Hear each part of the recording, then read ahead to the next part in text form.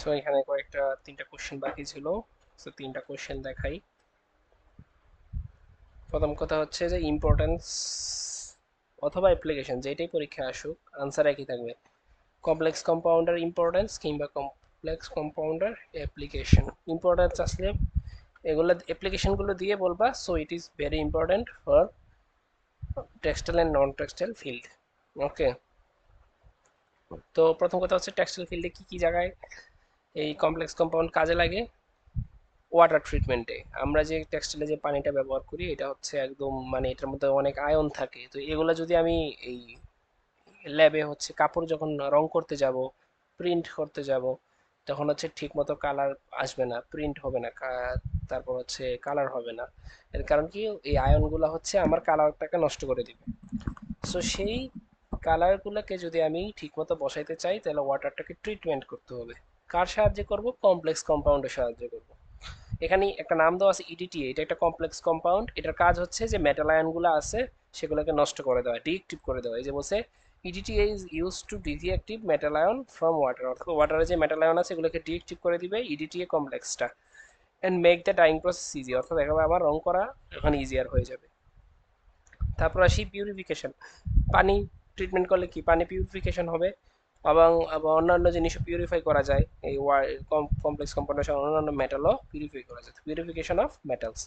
তারপর ক্যাটালিস্ট, কিছু কিছু ক্যাটালিস্ট আছে এই কমপ্লেক্স কম্পাউন্ড, আর কিছু কমপ্লেক্স কম্পাউন্ড আছে ক্যাটালিস্ট হিসাবে, এরা হচ্ছে পলিমারাইজেশন বিক্রিয়ায় অংশগ্রহণ করে। এই যে catalyst are used in polymerization বিক্রিয়া, ক্যাটালিস্ট ব্যবহৃত হয়। কালারিং এজেন্ট, এই যে মেটাল কমপ্লেক্স একটা ডাই আছে, মেটাল কমপ্লেক্স ডাই, সেই রহে সেটা কি করে কালার তৈরি করে কাপড়ের মধ্যে।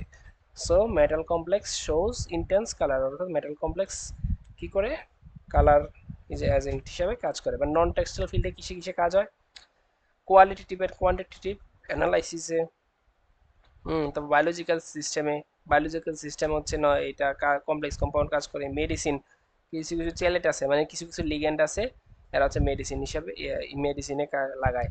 তারপর হচ্ছে it is also used in ফটোগ্রাফিতেও কমপ্লেক্স কম্পাউন্ডের ভূমিকা আছে। ওকে, সো একটা কোশ্চেন, এটা আসবে না, পড়ার দরকার নাই, তারপরে একটু দেখে রাখা ভালো। Write down the true structural formula, অর্থাৎ আছে লিগ্যান্ড সংখ্যা 4 এবং লিগ্যান্ড সংখ্যা 6 দিয়ে একটা কাঠামো তৈরি করতে। তো আমাদের মোস্ট ফেমাস একটা আছে K4FeCN6। হ্যাঁ, তো সিক্স গুলাকে আমরা জানি, সিক্স গুলাকে কি বলে, অক্টাহেড্রাল শেপ বলে না। তো এই যে আয়রন, তার সাথে প্রথমে একটা 4 তলে 4টা সায়ানাইড দিব, তারপর এটা এক্স অক্ষ এটা ওয়াই অক্ষ, এবং জেড অক্ষ বরাবর সায়ানাইড নিলাম, তাহলে এই যে হইলো। তার সাথে আমার কি, এটা যদি +4 হয় তাহলে এই পুরাটা কি হবে -4, যে 4 সাথে 4 +4, তাহলে এই ছয় ছয় যা থাকবে তাদের পুরো অক্টাহেড্রন, সেন্ট্রাল মলিকুলকে আয়রন, হ্যাঁ, আর লিগ্যান্ড কে আছে সায়ানাইড। এটাই হচ্ছে আমার 6 কোঅর্ডিনেট কমপ্লেক্সের একটা স্ট্রাকচারাল ফর্মুলা। এবার আছে চারের, চারের জন্য হচ্ছে প্লাটিনাম, প্লাটিনাম NH3 2Cl2, এটা একটা, এই যে এইটা একটা 4 কোঅর্ডিনেট নাম্বারের একটা কমপ্লেক্স, যেটা হচ্ছে চারটা চারটা লিগেন্ড আছে, তো চারটা লিগেন্ড 4 কোণায় বসাই দিই এবং 4টা প্লাটিনামের দিকে হচ্ছে ইলেকট্রন দিতেছে। সুতরাং স্ট্রাকচারটা হচ্ছে স্কোয়ার প্লেনার, তাই না? এটা একটা স্কোয়ার প্লেনার, স্কোয়ার প্লেনার, এবং সেন্ট্রাল মোলেকে প্লাটিনাম এবং এখানে লিগ্যান্ড কে কে আছে NH3 এবং Cl, এই জাস্ট এই কোশ্চেনটাই।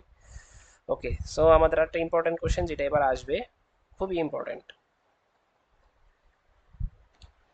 Explain the splitting of d orbitals into two groups. আমরা জানি যে ক্রিস্টাল ফিল্ড থিওরি অনুযায়ী যে ডি অরবিটালটা কি দুই ভাগে ভাগ হয়ে যায়, সেটা কেন হয়, why d orbital metals ion split into two groups according to CFT, অর্থাৎ d orbital কেন হয় এই দুই ভাগে ভাগ, অথবা কিভাবে হয়। হ্যাঁ, যে explain the splitting of D orbital, অর্থাৎ এক্সপ্লেন করতে বললে দুইটা যে কোশ্চেনে আসুক আনসার সেমই হবে।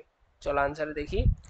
বলছে in crystal field theory, crystal field CTF না সিএফটি হবে, crystal field theory the d orbitals of a metal ion split into two energy levels when surrounded by ligands. আমরা জানি যখন লিগেন্ডের যখন হচ্ছে আমার ডি অরবিটাল যে ইলেকট্রনগুলো থাকে সেটা হচ্ছে এনার্জি লেভেলটা দুইটা ভাগে ভাগ হয়ে যায়, কার কারণে?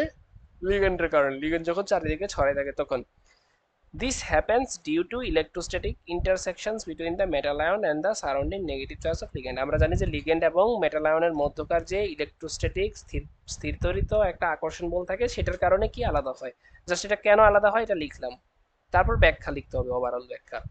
অর্থাৎ প্রথমে আমি বলে নিলাম যে ক্রিস্টাল ফিল্ড থিওরিটা কি করে, যে ডি অরবিটাল যেটা আছে সেটার এনার্জি লেভেলটা দুই ভাগে ভাগ হয়ে যায়। কেন হয়? কারণ এটা সারাউন্ডিং এ যে লিগ্যান্ডগুলো থাকে তার কারণে, যে লিগ্যান্ড এবং ম্যাটার সেন্ট্রাল অ্যাটমের যে মধ্যে যে স্থির বৈদ্যুতিক আকর্ষণ তার কারণে এটা দুই ভাগে ভাগ হয়ে যায়, এটা বললো। এবার আমরা একটা উদাহরণ টানবো। আমরা একটা, এই যে অক্টাহেড্রাল, এই যে অক্টাহেড্রাল আমরা জানি 6টা লিগ্যান্ড থাকলে সেটাকে বলে অক্টাহেড্রাল। ওকে, তো একটা অক্টাহেড্রালের ডি অরবিটালটাকে স্প্লিট করব, splitting of d orbitals of octahedral, একটা অক্টাহেড্রালে আমরা ডি অরবিটালটাকে ভাগ করে দেখাবো উদাহরণ হিসাবে। তো ইন এন অক্টাহেড্রাল কমপ্লেক্স, অর্থাৎ এটা একটা অক্টাহেড্রাল কমপ্লেক্স, দেখো এটার একটা কেন্দ্রীয় মূলক কি ম্যাঙ্গানিজ। ম্যাঙ্গানিজের চারপাশে 4টা এবং এক্স এক্স অক্ষ বরাবর দুইটা, ওয়াই অক্ষ বরাবর দুইটা, জেড অক্ষ বরাবর দুইটা, তাহলে 6।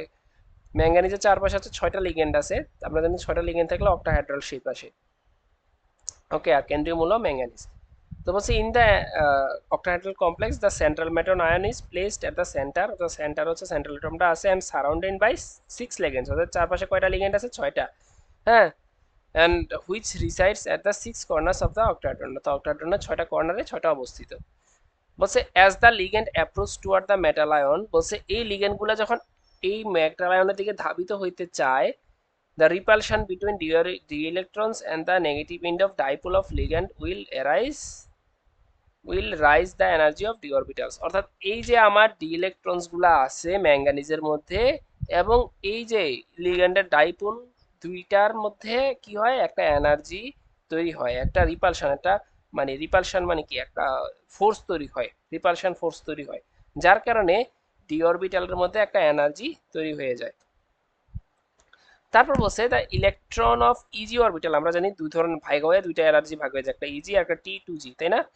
তো the electrons of easy orbitals experience greater force, আমরা জানি যে ইজি অরবিটালে সবচেয়ে বেশি হচ্ছে এনার্জি রিপালশন হচ্ছে ফেস করতে হয়, যেখানে একটু বানানগুলো ভুল, রিপালশন। সো আর হচ্ছে T2G হচ্ছে কম এনার্জি ফেস করে, এটার কথা এখানে বলছে। বলছে separation of two sets of d orbitals of metal ion having different energy is called field catalyst field splitting, অর্থাৎ বলছে যে separation of two sets of orbitals metal ion having different energy, অর্থাৎ দুইজনের মধ্যে যে পার্থক্য, দুজনে দুইজনের মধ্যে যে এনার্জি গ্যাপটা সেটাকে বলে crystal field splitting. The energy gaps arise between T2G এবং ইজি, এবং ইজি এবং T2Gর মধ্যে যে এনার্জি গ্যাপটা থাকবে সেটাকে বলবো ক্রিস্টাল ফিল্ড স্প্লিটিং এনার্জি। ওকে, যেটাকে ডেল দ্বারা প্রকাশ করে। সো আমরা একটা কনফিগারেশন দেখবো, এটা হচ্ছে সাধারণ 3D। আমরা জানি ডিতে কয়টা ইলেকট্রন থাকে? 10টা, তাই হচ্ছে চিত্রে আমরা 10, এই যে 5, আমরা জানি একটাতে 2টা করে ইলেকট্রন, তাহলে 2 4 6 8 10, 3D হয়ে গেল। 3D ইন ফ্রি আয়ন, যে কোনো আয়নে হচ্ছে আমার এরকম থাকে। তো এটা যখন আমার কোনো অক্টাহেড্রন কোনো লিগান থাকবে, তার মানে শক্তি তার, কারণ যেহেতু লিগান দিলেই, কোনো একটা মেটালের লিগান দিলেই সে কি হয়, রিপালশন ফোর্স কাজ করে, তার মানে এনার্জি বাঁচতে থাকবে। এই জন্য এনার্জি লেভেলটা দেখো আগের তুলনায় বাড়ছে। এই জায়গাটা একটু দেখাইতে হবে, দিতে ভুল হয়ে গেছে, এখানে লেখাইতে হবে এনার্জি লেভেল, এটাকে দেখাইতে হবে এনার্জি লেভেল। ওকে, দেখো এনার্জি বাঁচতেছে। তো এখানে তো ওই যে 5টা ঘরই হবে যেহেতু 3D।